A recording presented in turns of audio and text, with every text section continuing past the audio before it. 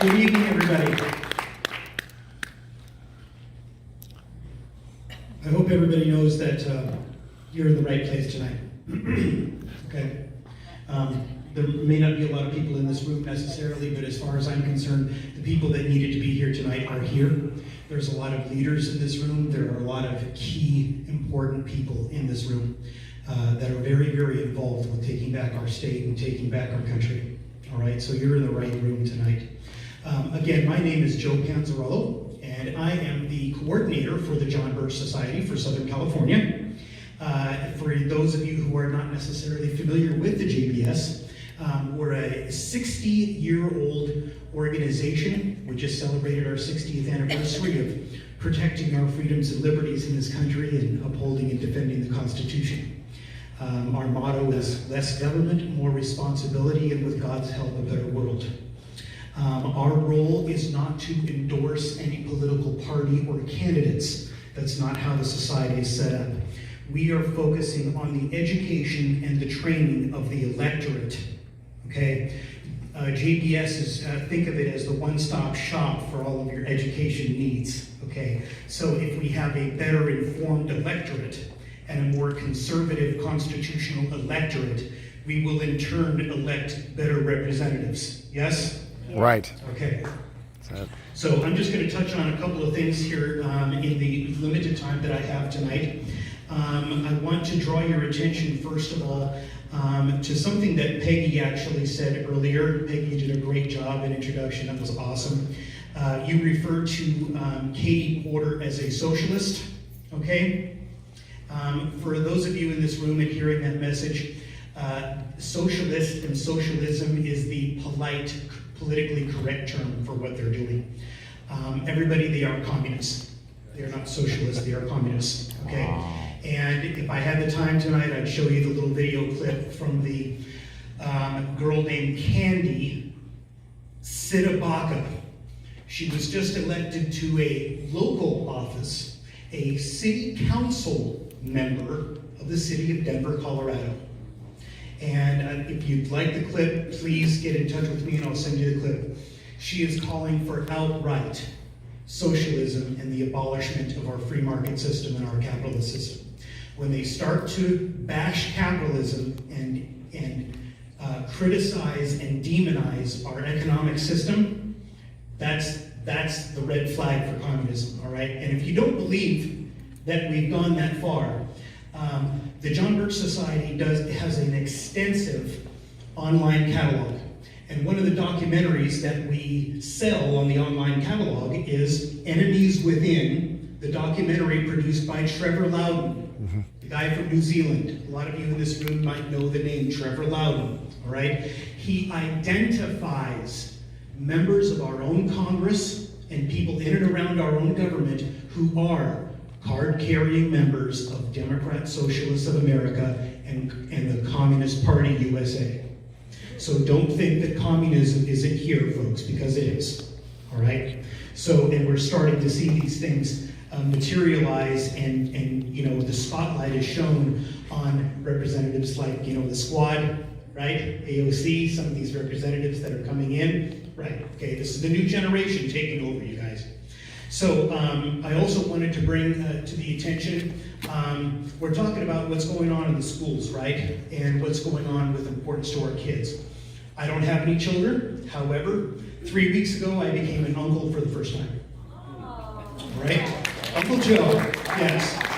Not like Uncle Joe Biden. Okay? I'm not talking creepy Uncle Joe here. I'm talking Uncle Joe, all right? And as I held little William Shane Panzarello in my arms, and I looked down at him and he was asleep, and I just looked at his face and I just looked at this miracle that I had in my arms. I thought to myself, okay, what kind of world, what kind of America is William Shane going to experience, and what kind of education is he going to receive, all right? So it's very important to be able to discuss these things. We're going to show this short video real quick.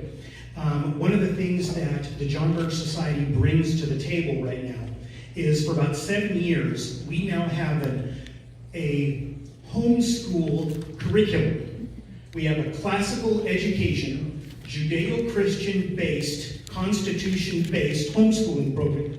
All right? This is not necessarily the traditional homeschooling that's done by the parents. It's all online with a real teacher, real instructor, real classroom. It is phenomenal. And the kids love it and the parents love it.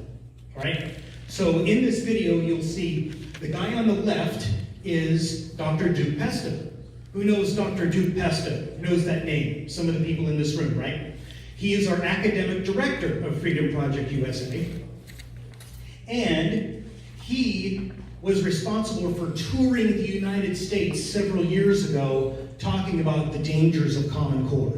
All right, that's who Duke Pesta is. And on the right, you'll see our star, rock star reporter and journalist, Alex Newman. And Alex Newman is the main writer in the articles that are in this special education report of the New American Magazine. So the John Birch Society, among its many duties and its many responsibilities and capabilities, it publishes the New American Magazine. So Alex just finished his nationwide tour doing his Rescuing Our Children presentation. All right? So if we can bring that up and show that, hopefully the sound will be aspects of this is that they don't call it sex ed. They do not refer to this as sex ed. They get mad at you if you tell them, why are you sexualizing? Like, no. This is psychosocial development. This is a family planning course. This is a course on family development. Utter garbage. This is completely pushing a sexual agenda. And I ask the question, I always ask, why does a 5- and 6-year-old need to know this? Why do 6-year-olds and some of the images you're going to see associated with this takeaway today, why are some of these images necessary? Naked adults alongside naked kids and naked babies. Why is this necessary for kids as young as 6 years old? And if you look through the materials that are recommended in these programs, different DVDs, I look up some of them on YouTube, on Amazon. It's hardcore promotion of homosexuality, gender confusion, progressive ideology, social justice activism. And then, a big part of the conversation is completely missing from the establishment's narrative.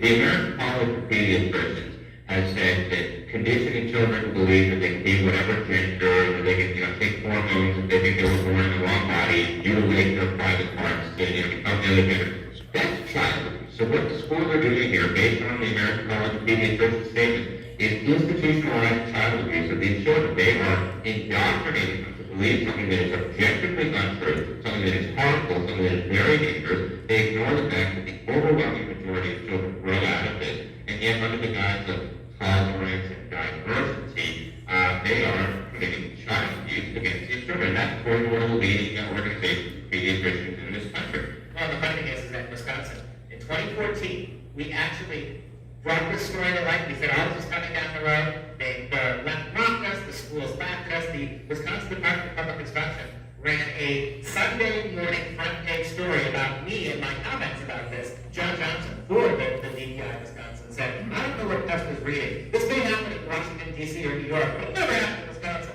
Here we are 3 years later, 4 years later. Everything we said was going to be here is here now. It doesn't seem like our schools, our teachers, our administrators, our school boards, doesn't seem like the Federal Department of Education is the least bit bothered by our kids' performance on every measurable metric in terms of academic knowledge or failure. We don't seem to be bothered by that. But they're really, really concerned spending lots of money, lots of time to get more sex to your kids at younger ages, kids who can barely read and count to 5. Wow. Pretty profound, right? Good source, excellent source, right? Very reliable. I'd like to also comment very quickly on something that Mark commented on. Great job, by the way, Mark, and I look forward to talking with you afterwards as well. He asked the question, where do these bills come from? All right, he mentioned a lot of corporations and a lot of money being backed by these pieces of legislation, right? But I want to drive home the curriculum. Where does the curriculum come from? Where does all this perversion come from? These things that have infiltrated into the books, into the lesson plans, okay, into the legislature. Well, you'll read, if this is a reprinted article from the New American Magazine on Common Core, all right? We've got a lot of information on the website. There's a lot of great information in this issue. I have many copies back there. I have Alex Newman giving his PowerPoint presentation for an hour on this DVD that you can take home with you and share with others. That's back there on the table as well. And where this stuff comes from, everybody, is the United Nations. Oh, man. Common Core comes from Agenda 21 that's tied into the United Nations curriculum. And anybody that's familiar with Eagle Forum and Filler-Schlafly and all of their efforts, it all stems from these developmental goals and sustainable development that comes out of the United Nations. And the John Birch Society has dedicated itself for decades for passing legislation in Congress to try to get us out from under the United Nations Charter, all right? And you can go to the website, don't trust me. Go to the United Nations website and look up their 17 Millennium Goals, Wow. all right? And these things do not have to do with cleaning up the air or making a healthy environment for our kids.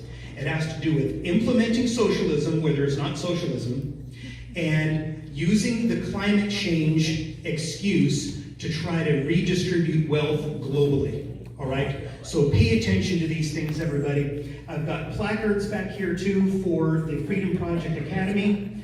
And lastly, we also have a big John Birch Society Council dinner that's coming right to Laguna Hills on Saturday, October 5th. It's going to be afternoon speakers and a keynote speaker and a very formal dinner. And if you'd like to learn more about it, please come back and talk to me afterwards.